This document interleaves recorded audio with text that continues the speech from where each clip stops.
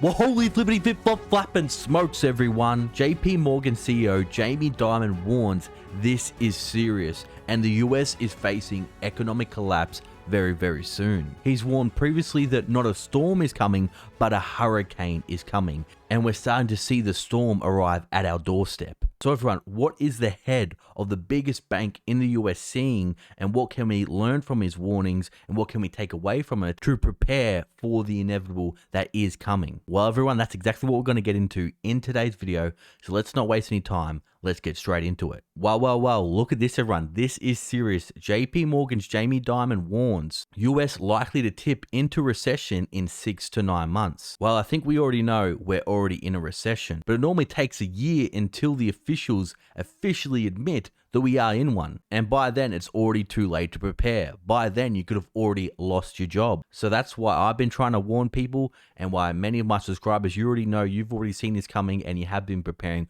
right now. But let's listen to exactly what he's warning about and what we should be paying attention to. So I think you got to put two things in mind here. Currently, right now, the U.S. economy is actually still doing well. Consumers have money. Fiscal stimulus, they still have more than they had before. They're spending 10% more than last year, 35% more than pre-COVID. Their balance sheets are in great shape. Yes, debt's gone up a little bit, but not nearly to pre-COVID levels. And therefore, even if we go into recession, they're going to be in much better shape than 08 and 09. Companies are in good shape. Credit's very good. Markets are still open, though rocky and stuff like that. But you can't talk about the economy without talking about the stuff in the future. So what he's trying to say here is trying to say, look, consumers, their balance sheets are in great shape. Well, people, I don't agree with that, and I don't think you'll agree with that. There's many Americans that don't even have $1,000 set away for an emergency. Credit card debts at all-time highs. Yes, what seems like retail spending and consumer spending is up and credit card spending is up. Well, that's because people are having to use credit cards to keep up with inflation.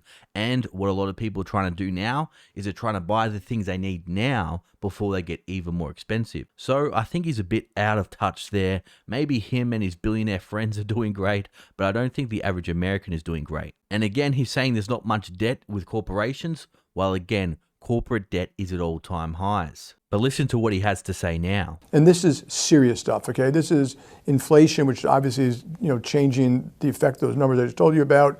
It's rates going up more than people expected already, and probably a little bit more from here.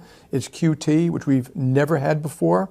So therefore, the unknown effects, and you see it today in bond markets around the world and sovereign markets and people selling U.S. Treasury debt, and it's the war.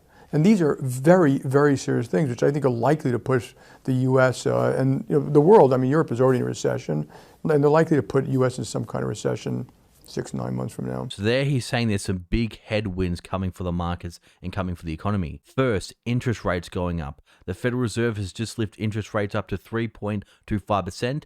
They're likely to lift interest rates by another 75 basis points, taking them to 4% next month in November. And this is the fastest rate hike cycle we've seen in history. So what this means is we haven't felt the economic pain of these high interest rates because it normally lags and it normally takes a time for us to get that data. Second, he says we have started quantitative tightening, something that central banks have never done before. And we're seeing how this is playing out in the UK. The Bank of England today had to intervene again in the bond market after announcing they're going to be doing these emergency bond purchases. They said they'll do whatever it takes. Well, people, it wasn't enough. And they're warning, even the Bank of England is warning that there is a huge risk of a financial crisis. And of course, the fourth risk, the war with Russia and Ukraine, it is only escalating. It is getting worse. This is going to be more fuel in the fire for inflation.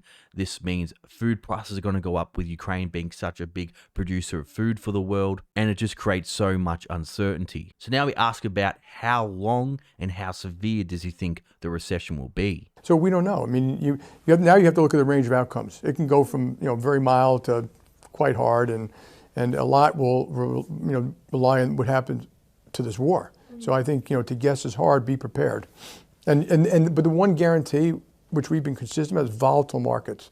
You're going to have volatile markets. You've already seen markets down quite a bit. No IPOs, very little high yield, bridge loans being hung and stuff like that, which is pretty typical. But it's still been orderly. I think it's possibly going to see it be disorderly sometime in not too near future. So there he's saying it's so uncertain exactly what's going to happen with a recession, how steep it will be. And people, I don't think we're going to be heading for a recession like I've been warning about. I think we're going to be heading for a depression, and every month it's looking more and more likely.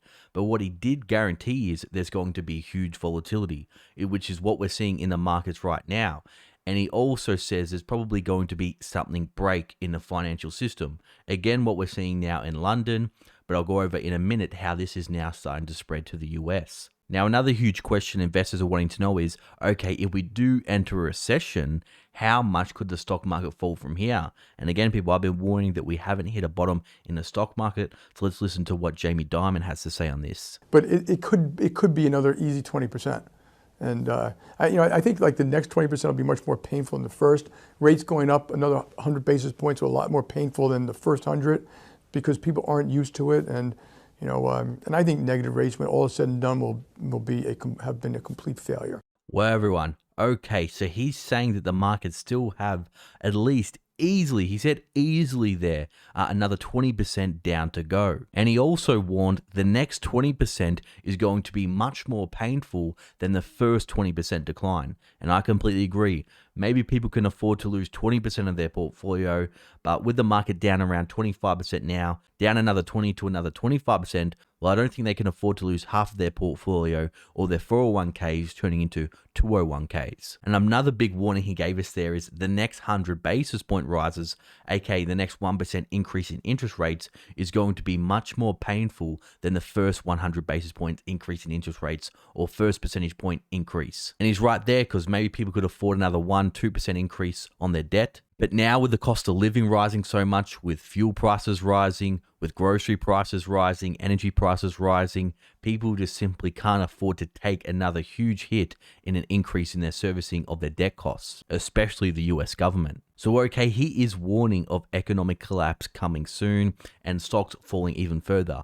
But what evidence do we have to back this up that it will be coming? Let's dive a bit deeper, everyone. Well, again, like I was saying earlier, everyone, look at this. Bank of England intervenes in bond market again and warns of material risk to UK financial stability. This is insane, everyone, and the UK is in huge trouble. They have the highest inflation of all major economies, but they're having to bail out their entire bond market and their pension funds are nearly going bust. When all other central banks around the world are doing quantitative tightening, aka selling assets like bonds and mortgage-backed securities, the Bank of England is having to buy. Again, this is like throwing petrol on a fire, and it's going to make the inflation crisis in the UK much worse.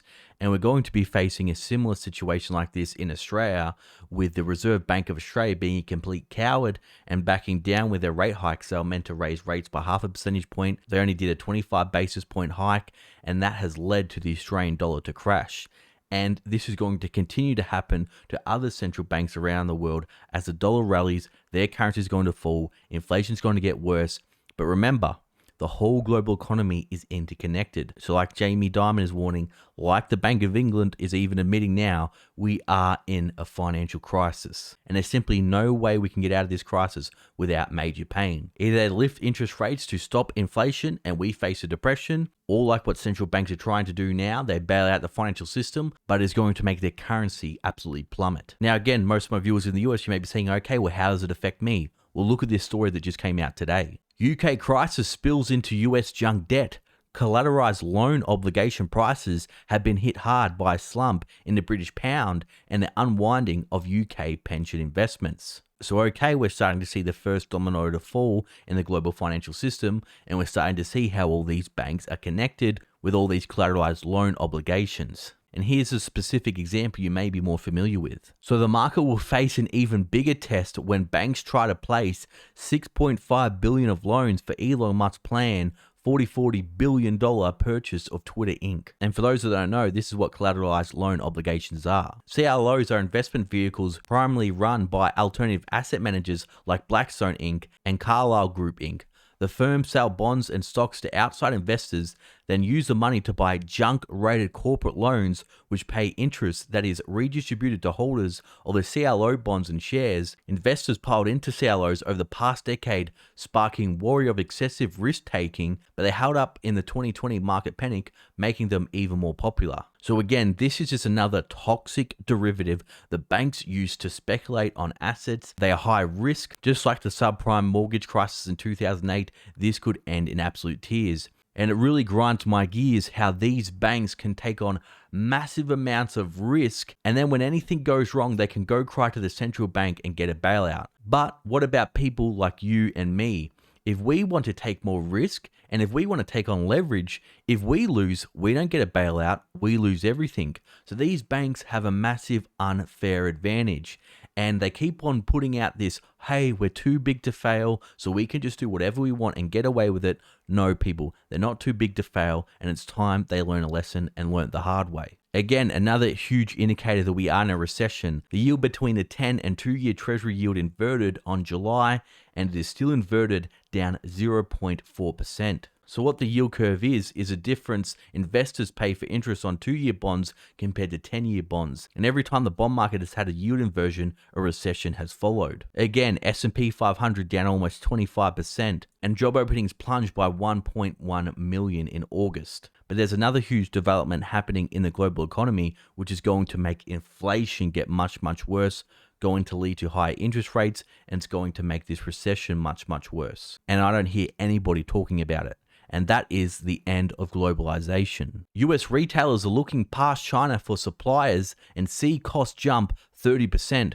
For some firms, China's allure as a top factory hub is fading. 7 years of supply chain instability are pushing an increased number of US retail companies to shift some production from China to North America. There's no one-size-fits-all strategy, and some options are quicker and cheaper than others. But adding suppliers outside China is emerging as a better short-term fix than more costly investments such as building a new factory close to customers. So people, what has happened over the past 4 years is we've had a huge supply chain crisis. And this is why inflation has got so bad, and there's still shutdowns happening in China right now today. So things aren't getting any better, especially with the relationship between the US and China is getting much, much worse.